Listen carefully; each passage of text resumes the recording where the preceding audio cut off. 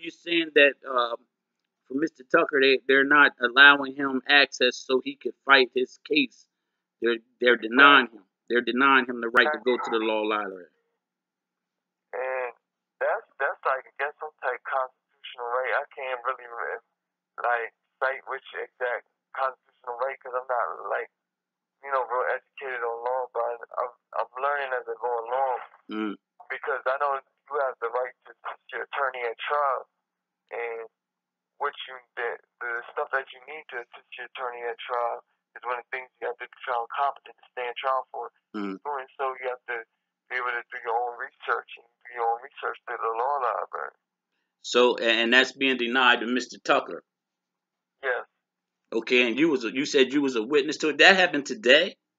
Yeah, and I wrote a letter. It happened around 2:45 or 2 something, around 2 o'clock, something like that. And what was what was the when he didn't get to go into the law library? What did you say happened? They threatened him. They can't.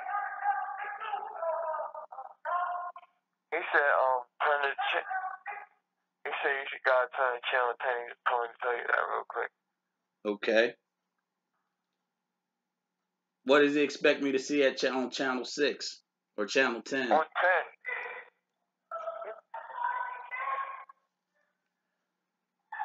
He said, what do you expect him to see on channel 10?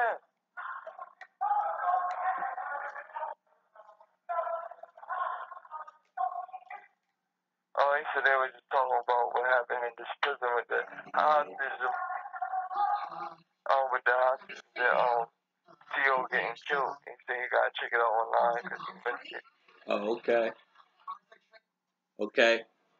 But let's get back to what happened today. Well, they came down to the tier. To see what was really going on with the. Well, they didn't come down to see what was going on. They came down to basically shut him down and tell him he gotta go through his attorney. And that's just made up. Everybody knows that's made up because nobody has to go through their attorney to get stuff from the law library. The library is for us inmates. Okay, well, who came down to tell him he had to go through his attorney?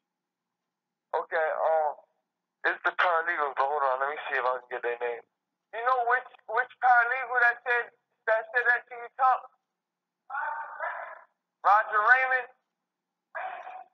Rainey? Oh yeah, he said Roger Rainey, like thunder and stormy. Okay. Told him he had to have his attorney. Like a rainy day. You said what? Like he had to have an attorney to okay him to go. Okay. Yeah. Okay. Exactly. And that's incorrect. And you said that's incorrect because you guys have gotten work previously. Yeah. Yes. Okay. Yeah.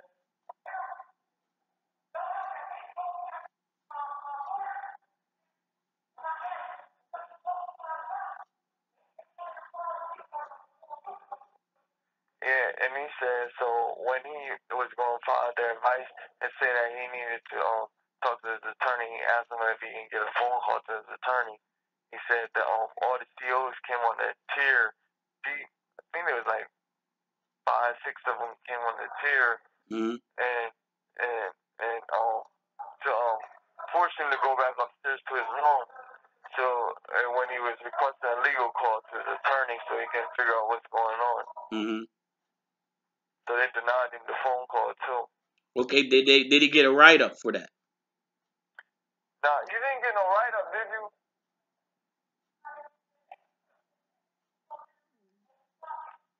Yeah, he said he didn't get no write up. They just basically came up there to make him lock in. Okay. Let him know that I have a visit to come see him next week. I made a visit to come see him. Don't say it while you're on the phone, but just let him know that.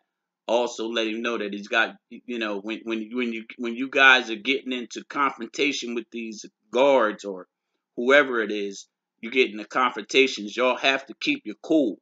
You can't let them pull you down off your square because that's their intent. And if you guys are showing any types of violent behaviors or acts, that's what they're using against y'all. Yeah, so they can justify what they're doing. Absolutely, absolutely. That goes for Mr. Tucker. It goes for you or any other inmate, especially the inmates that have been speaking on the Facebook Live audio. Uh, even though it may seems like a lot of people are not catching on yet, you can believe somebody from the institution is getting a whiff of what you guys have said, and they're not very um, uh, thankful that you guys are saying it. Yeah. So, Yeah. so, so, So I'm glad he didn't put himself into some confrontation over a phone call. He didn't get a phone call. That's fine. He'll get one later, or he'll get one tomorrow, and that's the way he needs to deal with stuff, to try to move forward and get out of the move building back into the compound where he can do more research and do more work on his case. I'm glad that I'm being told that he's being denied access to the law library. That boasts up his case far as the civil case goes, and hopefully the gentleman that the lawyer we spoke to yesterday, will find him an attorney that will represent him in his criminal matter. But he's just got to keep his composure and keep working on what he's working on. So you gotta be cool when they try push your buttons like that, because that basically justify their actions or what they're trying to do to you. And he said he gonna let the guy know that's referring you to the civil lawyer to boost up your case. You was telling me something about the procedure.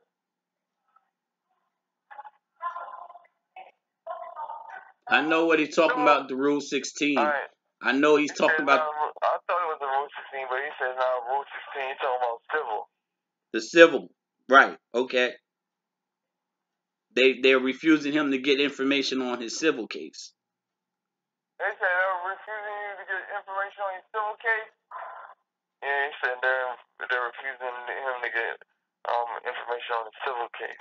Okay, well, we expect that. I'm expecting it. The attorney is expecting it.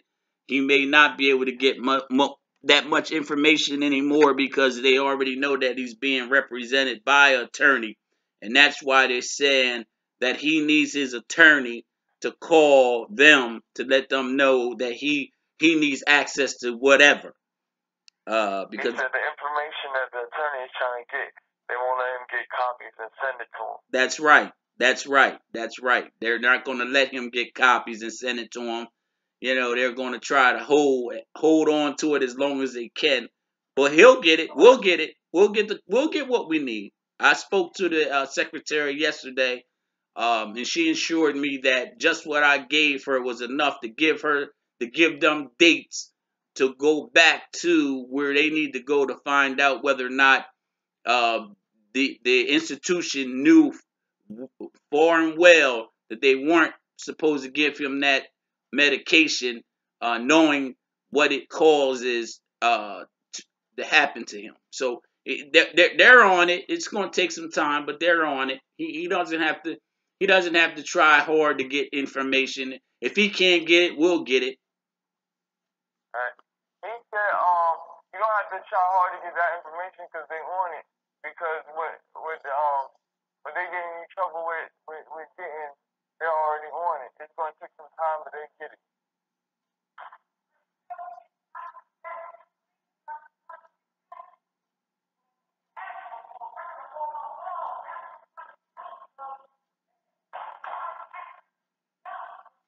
Oh, he said it's not that.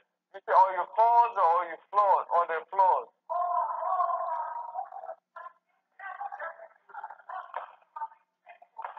He said all the flaws that they have in his report that he's trying to get to know is what they're holding back from him in his paperwork. Right. They're holding back paperwork. that to show the verify that they knew before he filed the suit that they were told, the institution was told to stop giving him the medication that they were giving him.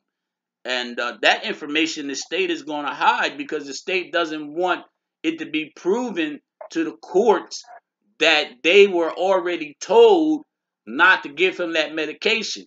So that it's going to take the attorneys to dig to get it. It's not that they're going to get it because it's already record. It's already documented. He just has to let the attorney do it because if he tries to do it from in there, they're going to reject to give it to him. They're not going to let him get it. Now, if he tells the attorney what information to get, then the attorney will then go and get that information. Like if he has dates that he can give them to pinpoint them in the right direction, they'll get the information, but they're not going to allow him to go to the law library and get it because of the simple fact he has a civil lawsuit that can turn into a class action suit. Right, I understand. So he's got to know that. He's got to know what he's dealing with and the type of a situation he's putting himself in when he's incarcerated suing the state of Delaware. They're not going to play fair. He needs to like buckle down and just like ride this thing out because they can do some crazy things like one of the brothers said on